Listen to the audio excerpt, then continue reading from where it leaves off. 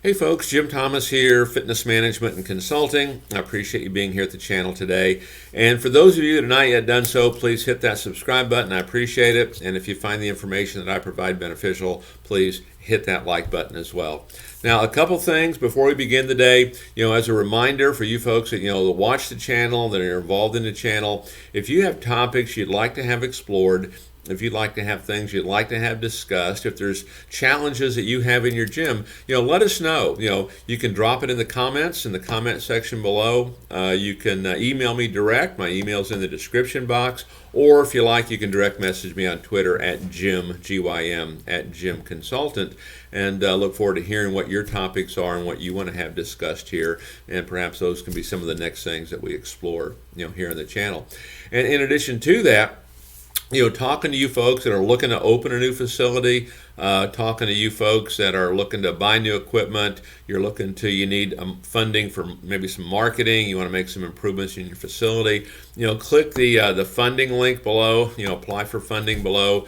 We can make available to you potentially between $50,000 and $250,000 in funding, with no collateral. So click that link, just follow the prompts, and we can help take your business to that next level.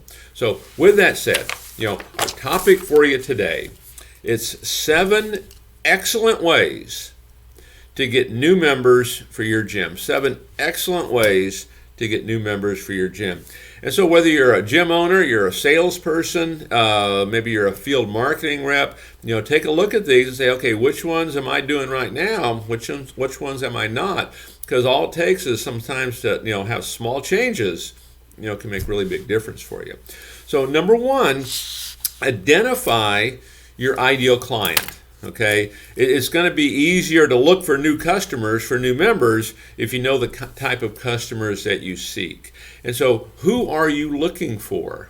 Okay, one of the first places you might go, depending on kind of where your situation is, maybe it's former members of your gym. Okay, maybe that's where you look. Okay, former members, historically has been like the number 2 source of new membership sold. I always call them alumni, and I do that because I want to treat them like alumni, right? They're part of the reason for our success, the reason we're here, to continue to do this. You could market to, in the marketplace, show proof of membership at another club for special discount.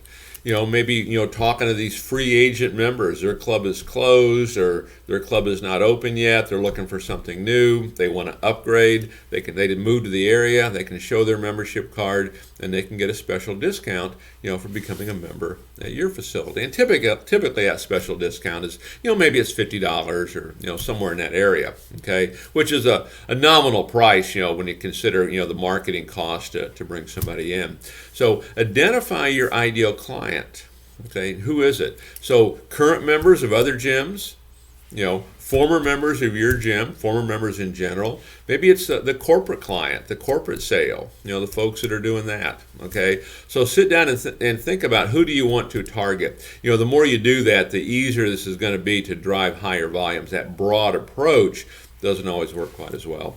Number 2, you want to discover where your customer lives. Okay.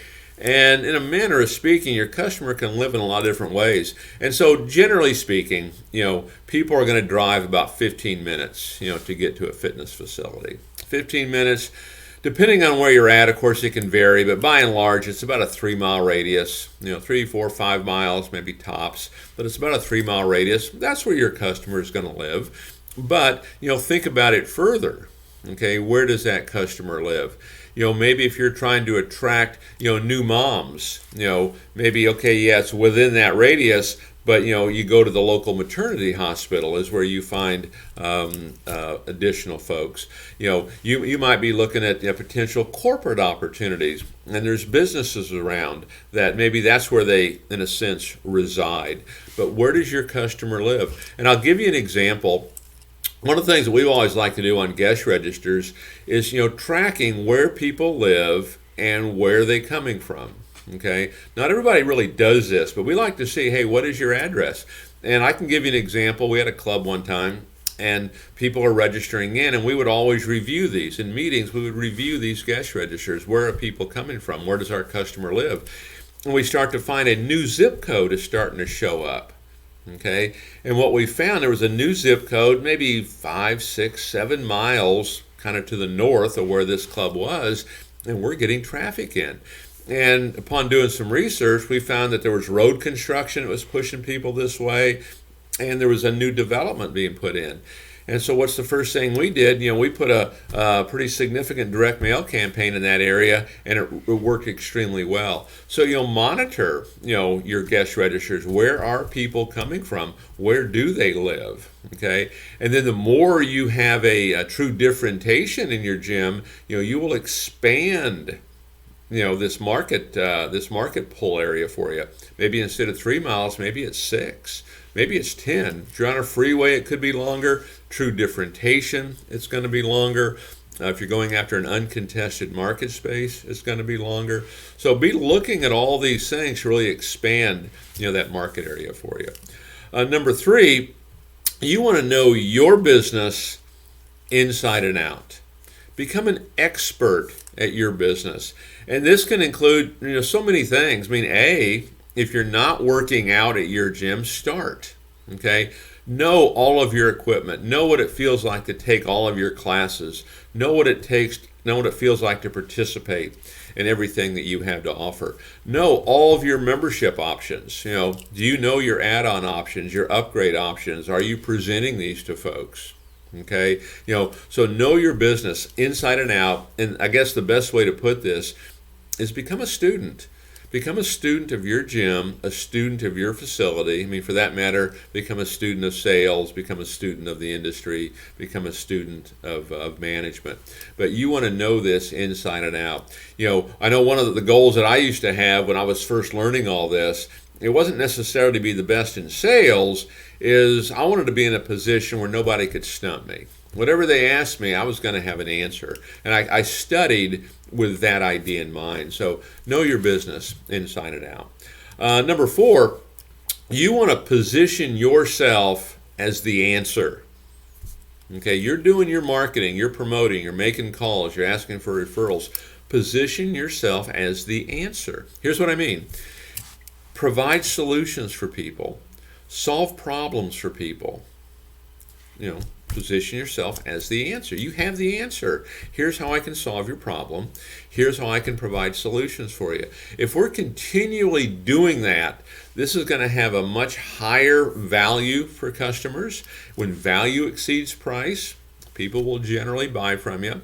This can also become true differentiation, in your marketplace, but position yourself as the answer. All right. Number 5, make sure we're doing direct response marketing. Okay. Direct response marketing. Let's define it as simply as we can here and how we approach it. Have a strong offer and have a deadline. Have a strong offer and have a deadline. It can be a membership offer.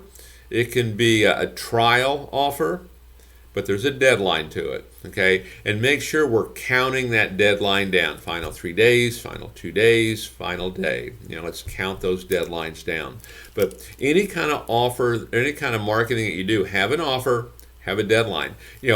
If you want, as I always like to say, you want the door to swing, the phone to ring, the email to ding, the text to ping. If that's what you want, you need to have that strong offer and a deadline. Otherwise, if it's more branding that you want, more institutional type marketing, that's fine too if that's what you want. But if we're trying to get that activity level, people coming into your club and actually responding, you're going to need an offer. You're going to need that call to action. Number 6, build partnerships in your marketplace. Build partnerships. Do joint ventures in your marketplace. Maybe you've got an Uber Eats driver, and every time the Uber Eats driver picks something up and drops it off, they also include a flyer to your gym. Every time. And how many of those are they doing every day? Okay, and you can do a trade out with that person. You can do it with a pizza company, pizza box. How many pizzas are delivered every day in your marketplace? What if your flyers on every pizza box, and you do a joint venture with that company? What if when you walk into a restaurant and they toss down the little cardboard coaster to put your big iced tea on, and it says, hey, bring this in for 3 complimentary visits to your gym. So look at building partnerships. Make sure you connect with every business. Big undertaking, I understand, but that's the goal. What if you connected with every business in your marketplace, on social media? What if every business in your marketplace was on your email list? What if every business was handing out flyers? What if you were helping to drive traffic to every business in your marketplace? Hey, show your membership card at our gym, get 10% off at this restaurant, get 10% off at this dry cleaners. Okay, so build partnerships, do joint ventures in your local community. Corporate sales, corporate events, those are great ways to exponentially kind of grow this.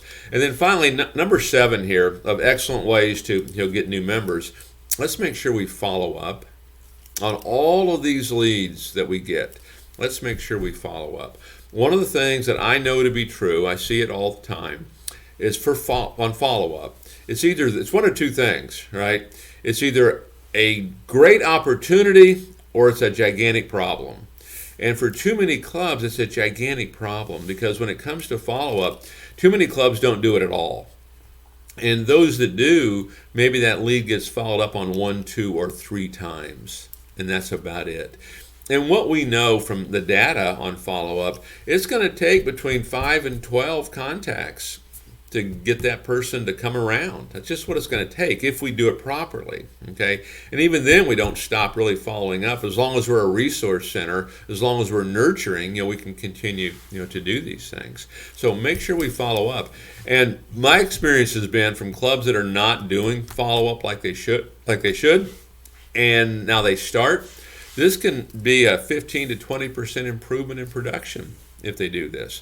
And the beauty of it is, for you gym owners, this is stuff that you already bought and paid for. This is the leads they're already sitting there. I mean, think about your CRM. Think about your database right now. How many leads are in there, and how many are we really truly following up on, truly nurturing, and making those contacts, 5 to 12 contacts, okay?